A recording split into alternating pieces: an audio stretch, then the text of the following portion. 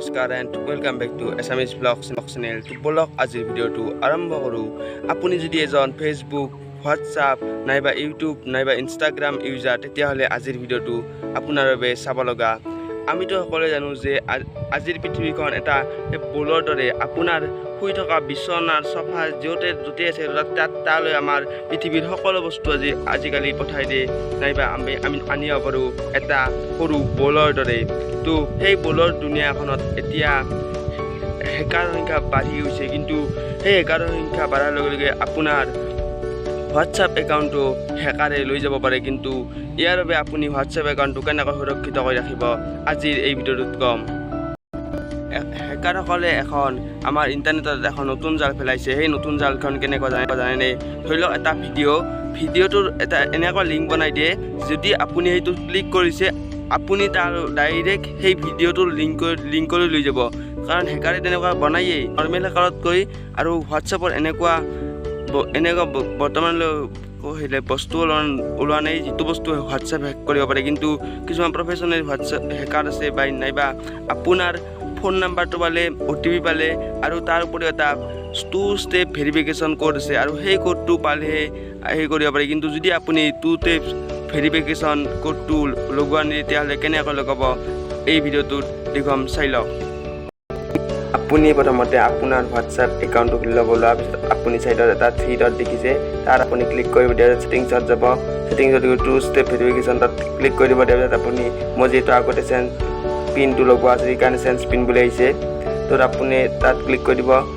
যিহেতু এইটো এটা চিকিউৰিটি কোড, প্ৰাইভেচি হয়, এইটো সেইকাৰণে স্ক্ৰীন ৰেকৰ্ড হোৱা নাই। তো আপোনালোকে তাত এনেকৈ দিব। দিয়াৰ পিছত প্ৰথম আপুনি কোডটো লিখিব, লিখাৰ পিছত তাত নেক্সট বুলি তাৰপিছত আপুনি কনফাৰ্মটো মাৰিব দিব। তাত মাৰি দিব আপুনি। তাৰপিছত ইমেইল ID যদি আপুনি চেঞ্জ কৰিব তাত চেঞ্জ কৰিব। তাৰপিছত আপুনি ছেভ কৰি দিব। যদি আপোনাৰ বুজিব এটা অসুবিধা হৈছে স্ক্ৰীনশ্বট দিয়া।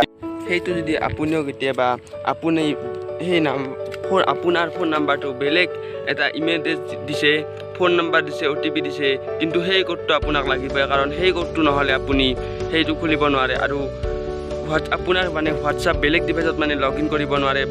আৰু আপুনি যদি এজন ফেচবুক ইউজাৰ, তেতিয়াহ'লে ফেচবুকত আপোনাৰ যিবোৰ ফোন নাম্বাৰ, ইমেইল এড্ৰেছ নাইবা আপোনাৰ যিখিনি লগা বস্তু, আৰু যদি সেইখিনি আপুনি যদি ভাবে যে এইখিনি মোৰ প্ৰয়োজনীয় বস্তু, তেতিয়াহ'লে আপুনি সেইখিনি ফেচবুকত পাব্লিছ কৰি নিদিব, প্ৰাইভেট কৰি ৰাখিব। আৰু যিখিনি আপুনি সকলো জানে সেইখিনি আপুনি পাব্লিছ কৰি দিব। কাৰণ তাৰ পৰা আপোনাৰ একাউণ্টটো ফেক একাউণ্ট আজিকালি বহুত খুলি থাকে, আৰু তাৰ পৰা আপোনাৰ হেকাৰে তথ্য লাভ কৰিব পাৰে।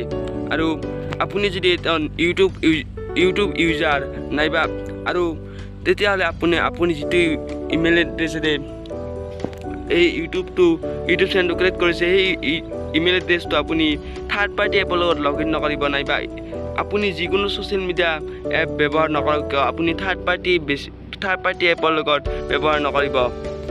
তো আজিৰ ভিডিঅ'টো বাৰু সকলোৱে জানেই এইখিনি কথা, কিন্তু তথাপিও এবাৰ কৰি দিলোঁ। আৰু আজিৰ ভিডিঅ'টো এইখিনিয়ে। যদি ভিডিঅ'টো ভাল লাগিছে লাইক কৰিব, কমেণ্ট কৰিব, লগতে চেনেলটো যদি আপুনি নতুনকৈ আহিছে চেনেলটো ছাবস্ক্ৰাইব কৰিব, আৰু চাইডত ঘণ্টি বটনটো বজাই দি আপুনি কৰিব।